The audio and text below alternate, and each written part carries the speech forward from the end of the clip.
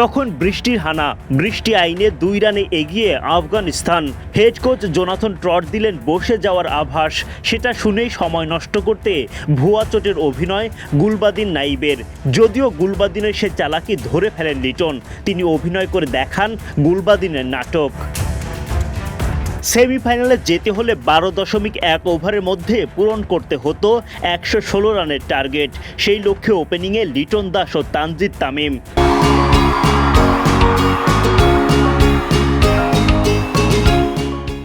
নাভিনের শুরুর ওভারেই ছক্কা 4 লিটনের ব্যাটে, মন ভার রশিদ খানের।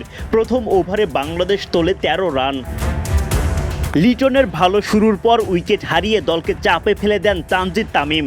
ফজল হক ফারুকীর বলে পা দেন এলবিডব্লিউর ফাঁদে। রিভিউ নিয়েও পাননি রক্ষা, ডাক মেরে চলে যান সাজঘরে। অধিনায়ক নাজমুল শান্তর কাণ্ডজ্ঞানহীন ব্যাটিং, পাওয়ার প্লে কাজে লাগাতে পারেননি ঠিকঠাক। বাউন্ডারি লাইনে ক্যাচ দিয়ে ফেরার আগে 5 বল থেকে করতে পারেন মাত্র 5 রান। দল পড়ে যায় বিপদে। এদিকে সাকিব এসে যেন আরও দায়সারা। প্রথম বলে উইকেট দেন নাভিনুল হককে। 3 উইকেট হারানোর পর বৃষ্টির বাধা, টানা 3 উইকেট হারিয়ে রানের চাকা হয়ে যায় ধীর। পাওয়ার প্লের 6 ওভারে বাংলাদেশের সংগ্রহ 3 উইকেটে মাত্র 46 রান। চাপের মধ্যে আরও চাপ, রশিদ খানের বলে বোল্ড হয়ে সাজঘরে ফেরেন সৌম্য সরকার। এমন ম্যাচে সরকারের অবদান মাত্র 10 রান। একের পর এক উইকেট পতনে লিটনকে যেন সঙ্গ দেওয়ার কেউই নেই।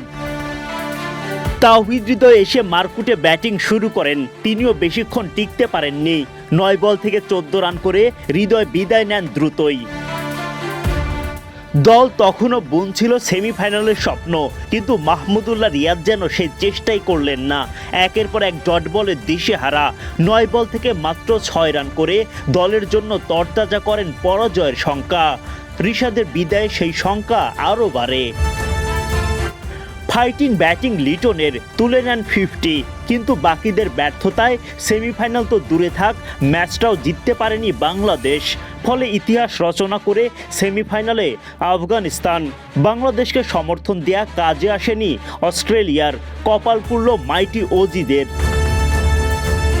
Adnan Ahmed, BD cric time.